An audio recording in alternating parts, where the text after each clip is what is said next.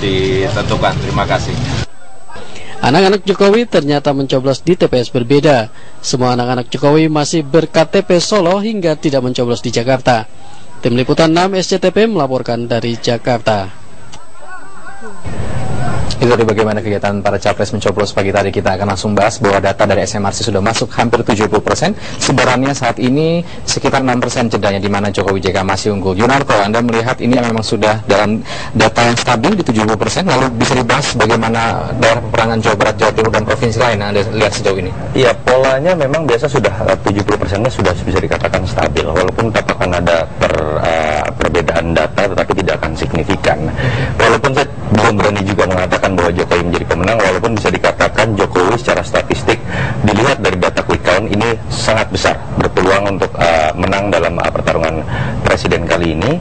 Dan kalau kita baca memang yang akan menentukan ya data Jawa Barat, Jawa Tengah, dan Jawa Timur tadi. Jawa Tengah, kalau kita lihat tadi Jawa Tengah itu sekitar memang di atas 60% kemenangan dari Jokowi JK, agak sulit berubah. Jawa Timur itu unggul tipis Jokowi JK, sementara Jawa Barat memang lebih unggul dari Prabowo Hatta. Seberapa jauh?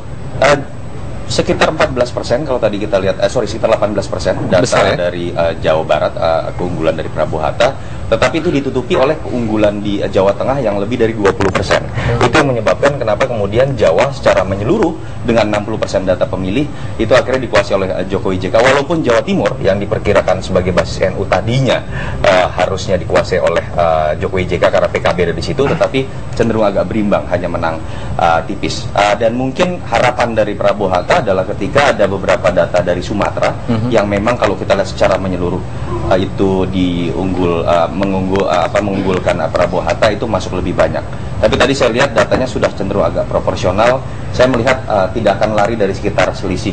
Dari yang kita lihat selisih sekarang, lari 2-3% itu sulit untuk. Lalu tadi Nurul Arifin menyatakan ini lembaga surveinya yang digunakan. Jadi jangan salah kaprah. Saya sebagai peneliti dan sekjen Persepi, Perhimpunan Survei Opini Publik Indonesia, merasa itu pernyataan menyesatkan. Quick count tidak mungkin berbeda dan quick count tidak mungkin dimainkan karena quick count itu merekap C1 dan dia langsung bisa diketahui ketika berbohong dibandingkan dengan quick count lain, dibandingkan juga dengan hasil real count KPU. Jadi sejarah memperlihatkan quick count hampir tidak pernah ada kebohongan, walaupun memang misalnya lembaga-lembaga survei sekarang terpetakan ke berbagai macam kubu. Jadi menurut saya itu sebuah pernyataan yang lebih menyiratkan suasana emosional saja. Oke, baik. Yose, tanggapan Anda data 70% ini? Ya, memang dari tadi kita coba petakan data juga ya selama jam 7 sampai jam 10 tadi. Kita pengen nangkap emosional netizen ketika mereka habis mencoblos. Jadi kita mapping keyword-keyword yang menangkap orang habis mencoblos, memang konsisten dengan data di sini menunjukkan bahwa lebih banyak yang mencoblos pasangan nomor 2, yaitu Jokowi JK dibandingkan pasangan Prabowo Hatta. Dan memang data ini pun masih konsisten juga dengan yang kita riliskan setelah debat kemarin. Jadi setelah debat kemarin pun kita lihat ya, makin banyak netizen yang selama ini mungkin mereka masih undecided ya, akhirnya mereka firm.